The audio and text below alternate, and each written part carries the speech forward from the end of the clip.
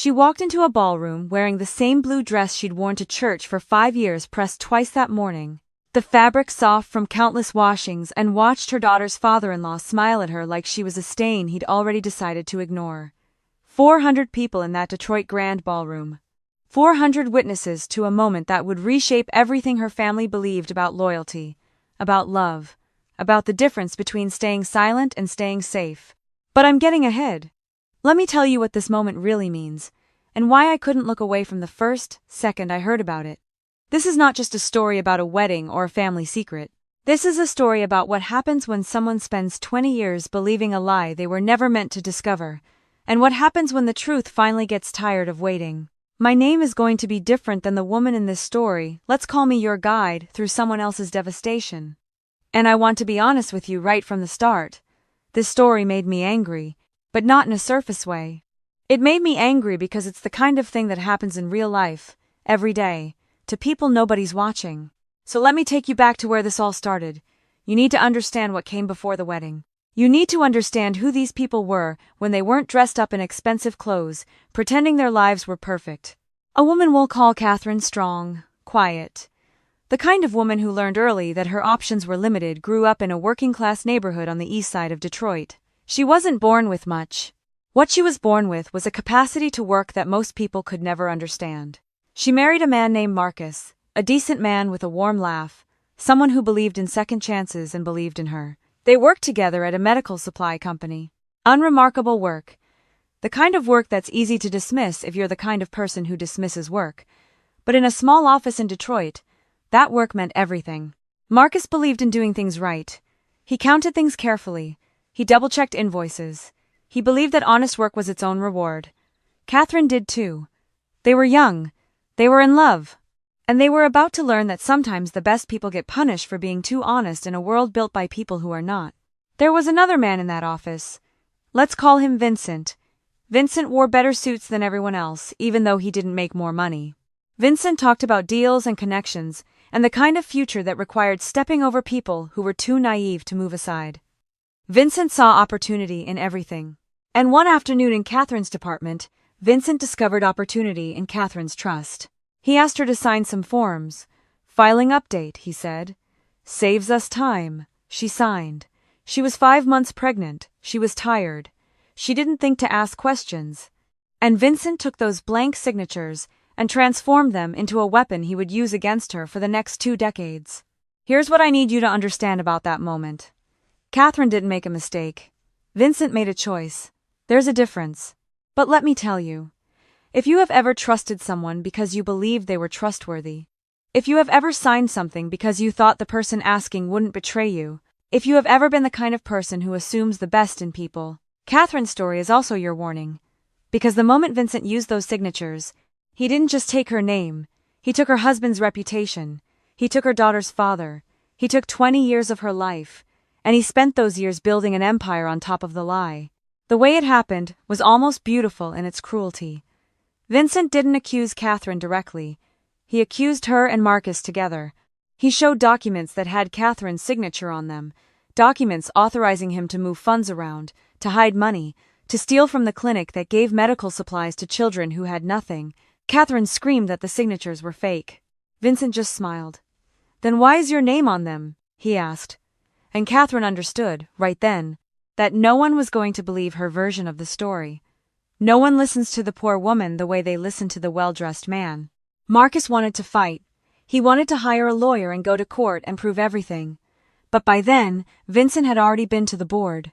By then, Vincent had already told people that Marcus was the ringleader, that Catherine was his accomplice, that they'd been stealing from the company and from the children's fund for months.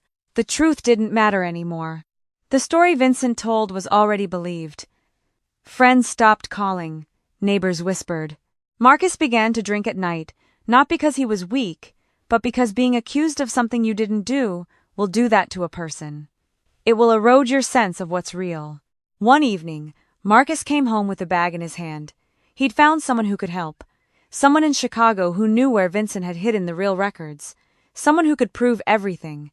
He kissed Catherine's forehead. She was heavy with pregnancy then. Exhausted, and he told her he would clear their name. He promised he would come home clean. He left that night. He never came back. For years, Catherine believed he'd chosen to leave her, that he'd chosen to abandon their unborn daughter. The letter that came later seemed to confirm it. Cold, typed, not in his handwriting. I can't be a husband or a father. Don't look for me, Catherine cried until she couldn't breathe anymore. Then she stood up, wiped her face, and became a mother first and a grieving woman second. And you have to understand something here, because I think most people get this wrong.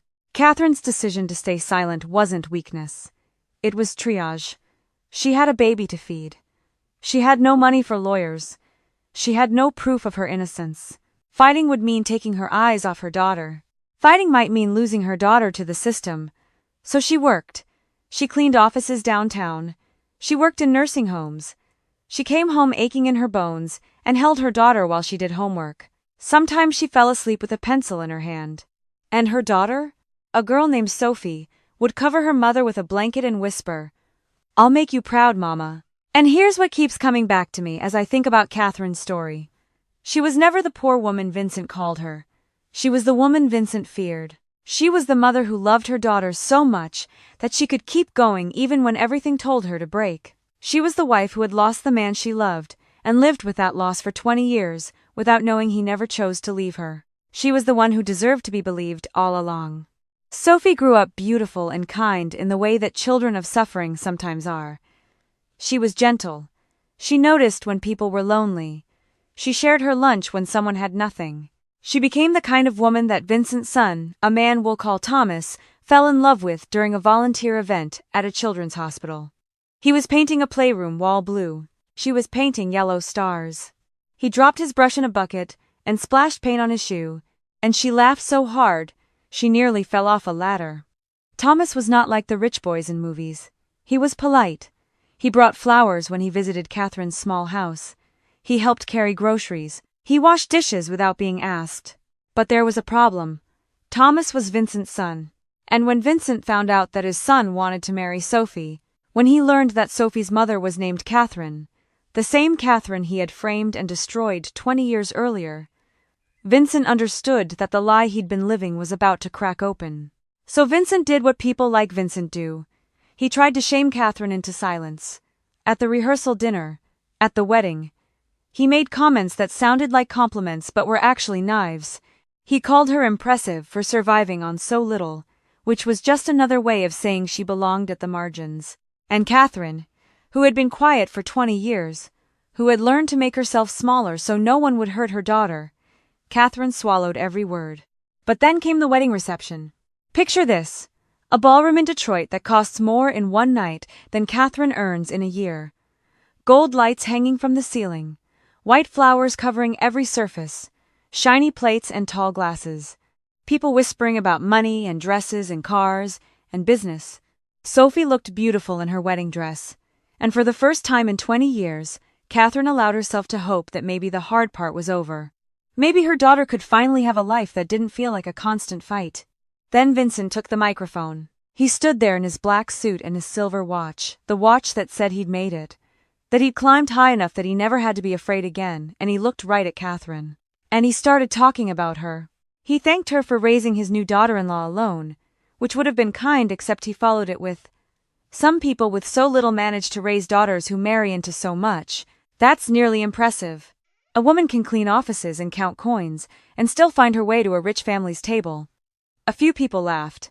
Not because it was funny, because the people laughing were the kind of people who laugh when powerful people give them permission. But Vincent wasn't done. He continued, "Tonight we welcome Sophie, but let's hope she doesn't bring all the habits of struggle into this family. The way she was raised, the poverty, the lower standards of living."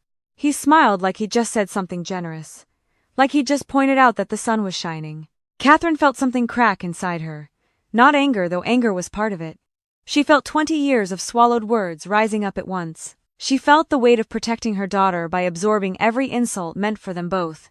She felt the injustice of a man who had stolen her husband's life, hidden him away, let him suffer, and then had the audacity to stand in a ballroom and suggest that she was the one who didn't belong. She stood up. Not fast, not loud. She stood the way a woman stands when she's finally decided to put down something she's been carrying for too long. She walked toward Vincent.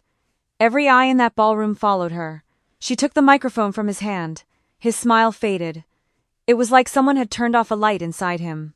And then Catherine looked at him and asked a question that would change everything. Do you even know who I am? Vincent's face went pale. I'm telling you, I've read that part of the story 50 times and I still get chills. That question. That moment. Catherine wasn't asking because she wanted Vincent to answer. She was asking because she'd finally understood something. She was not the small person Vincent made her out to be. She was the woman Vincent had been terrified of for 20 years.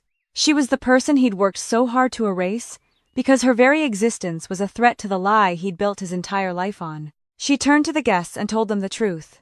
Vincent knew her. He had known her for a very long time. And before he called her poor again, he should remember whose signature he'd begged for, whose husband he'd destroyed, whose silence had made him rich. That's when the doors opened. A man in a dark suit walked in holding a folder. Behind him came police officers. And Vincent understood, in that moment, that whatever he'd been running from for 20 years was finally catching up. That moment, the moment when Vincent's face changed, and everyone saw it, that's the instant when the entire story shifted. Because what happened next was not just about Vincent. It was about what had been hidden from Catherine for 2 decades. The man with the folder, his name was Derek, had once worked at the medical supply company. He'd seen things that didn't add up. After the company closed, he'd found old records. Real records. Documents that prove Vincent had been the thief all along. Documents that prove Catherine's signature had been forged. Documents that prove Vincent had stolen from the Children's Clinic Fund. And documents that prove that Marcus, Catherine's husband, had found proof of all of this and had tried to meet with someone to expose it. We found the original documents, Derek said, holding them up. Vincent's glass fell from his hand and shattered on the floor. No one spoke. The silence in that ballroom was the kind of silence that happens when 400 people realize they've been complicit in believing a lie. But here's where the story became something bigger than fraud. Here's where it became about a family destroyed, and a truth that Vincent had been protecting for 20 years. Derek opened the folder slowly, and he pulled out a letter. A yellow letter. Old. The handwriting on the envelope was in Marcus's handwriting. Catherine's name written by her husband's hand. A letter sealed 20 years ago. I need you to feel this moment the way Catherine felt it. I need you to understand what it means to open a letter from someone you've hated for abandoning you, and discover that the letter itself is proof he never left. That's not just surprise. That's the entire foundation of your suffering being revealed as based on a lie. That's every night you cried blaming him. That's every time you told your daughter her father didn't want her. That's a betrayal so deep it rewrites your own history. The letter said, Mary, my love, Catherine's name. The way only Marcus used to say it if you are reading this. Something has gone wrong. I did not leave you. I did not leave our baby. I found records. I found proof of what Vincent is doing. I'm going to meet someone named Peter who can help me. If I don't come back, don't trust Vincent. Don't trust anything he tells you. Then Derek said something that stopped Catherine's breath. He said that after investigating the old records, after finding witness statements, after tracing the money, they'd discovered something else. Peter was a hospital clerk who'd been helping Vincent. Peter had confessed to Derek before he died. He said Vincent had warned him that Marcus was coming with evidence. He said Vincent had sent men to stop him. And he said that Marcus had made it to the hospital, but not as a patient checking himself in. Marcus had been brought in unconscious with a head injury, and Vincent had paid for someone to change the hospital records so no one would ever know Marcus Collins was there. For 20 years, Marcus had been alive. Alive somewhere. Living under a false name. Hidden on purpose. And Vincent had been paying for his care the entire time. Because a live man who can't clearly remember who he is easier to keep quiet than a dead man who might trigger a murder investigation. Vincent had stolen Catherine's husband's life twice. Once when he'd had him attacked, and again every single day he kept him hidden. The police led Vincent away. His expensive suit couldn't protect him. His silver watch couldn't buy him out of this. But before they took him, he looked at Catherine and said something that revealed the final piece of his cruelty. He said Marcus was dead. He said Marcus couldn't testify. He said Catherine should stop looking for ghosts. But Catherine heard what he was really saying. I know where he is, and I'll never tell you. I've won. He's gone forever. Except he wasn't. 2 hours later, Derek showed Catherine and Sophie an address. A place called Willow Creek Memory Center, outside Columbus, a long-term care facility. He'd traced the payments Vincent had been making for 2 decades. The facility had a patient listed there for 20 years. Name: James Cole. But the handwriting on the first intake form matched Marcus's handwriting. The same careful loops, the same way he formed his letters. Sophie asked her mother, "Do you think he's alive?" Catherine couldn't answer. Hope felt dangerous. Hope felt like it might break her if it was wrong. They drove toward Columbus. Derek drove behind them. Detective Maria Carter, the officer assigned to the case, drove ahead. The road seemed to stretch forever. Fields passed by. Old barns. Quiet houses where nobody knew about the family being ripped apart by a secret. Sophie stared out the window and said, "If he's alive, will he remember me?" Catherine answered honestly, "I don't know, baby. But even if he doesn't remember, we will remember for him." Those words weren't just comfort. They were a promise. They were Catherine saying, "I will carry your memory. Both of us will. We will be the ones who remember what was taken from us. And we will make that memory mean something." Willow Creek Memory Center was a place designed to look peaceful. White walls, flower beds, trees tall enough to hide the fact that a man had been living there for 20 years under a name that wasn't his own. A nurse named Rachel led them down a hallway. Every step felt like walking through 20 lost years. Past open doors, past old people sitting near windows, past the weight of time. Then Rachel stopped at room 12. Before she opened the door, she said, "He's quiet, gentle. He likes old music. He draws something again and again." "What does he draw?" Catherine asked. Rachel looked at her with sad recognition. 2 words, over and over. "Mary's baby." Catherine's knees nearly buckled. Marcus, even broken, even living under a false name, even with a head injury that had stolen parts of him, he had been drawing his wife's name and his daughter's name for 20 years. The door opened. A man sat in a wheelchair near the window. His hair was gray. Time had changed his face. But his hands were the same. The way he held them was the same. Catherine saw her husband, the young man who dreamed of being honest in a dishonest world, now broken, but still here, still alive. "Marcus," she whispered. He turned slowly. His eyes moved across Catherine's face, and something shifted inside him. Something woke up. He reached toward her. "May," he said. That was what he used to call her. May, short for Mary. A name he hadn't forgotten, even though so many other things had been stolen from him. Sophie stepped forward. She was still in her wedding dress. Tears had run down her face and smeared her makeup, and she looked exactly like she had at age 5, asking why other children had fathers at school events, and she didn't. "Dad," she said. "I'm Sophie. I'm your daughter." Marcus stared at her face for a moment that lasted forever. His lips trembled. His fingers reached toward her like he was afraid to reach too far, like he might break the moment if he touched her. "Sophie," he whispered, as if the name had been sleeping inside him for 20 years, and saying it out loud woke it up. He tried to smile, and when he did, his whole face changed. He became the man he used to be. For just a moment, he became him again. But then Nurse Rachel's phone rang. Her face changed. She listened, said something quietly, and when she hung up, she looked at Detective Carter with alarm. A man had come to the facility that morning asking for James Cole. He'd said he was family. He'd signed the visitor log as Daniel Morgan. But Daniel Morgan was standing right there, pale and shaking, with his new bride. Catherine felt the room tilt. "What do you mean?" she asked. Rachel showed them the visitor log. The handwriting was rough. Not Daniel's handwriting. But it said Daniel Morgan. And the description the receptionist gave matched someone they all knew. A man named Marcus Ellis, an old associate of Vincent's. Someone who'd done Vincent's private jobs for years. Someone who handled the things Vincent didn't want anyone to know about. Vincent, even arrested, had sent someone to hide Marcus again. To take him away. To bury him one more time. Detective Carter moved fast. Officers were called. The parking lot was searched. Within minutes, they found Marcus Ellis sitting in a car behind the building with papers he'd forged, ready to transfer Marcus to another facility. To another name. To another death, just with his heart still beating. When they brought Marcus Ellis inside, Catherine felt something ancient and powerful rise in her chest. She stepped in front of him. "Did my husband ask for me?" she said. "Before he passed out that night. Before he lost consciousness. Did he ask for me?" Marcus Ellis swallowed. He couldn't meet her eyes. "Yes," he said. His voice was barely a whisper. He kept saying, "Tell Mary. Tell my baby."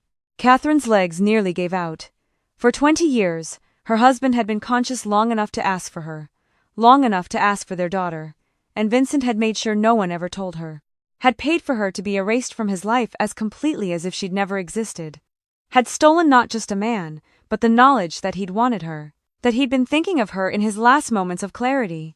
What happened over the next weeks was what happens when the truth finally exhausts its patience with silence.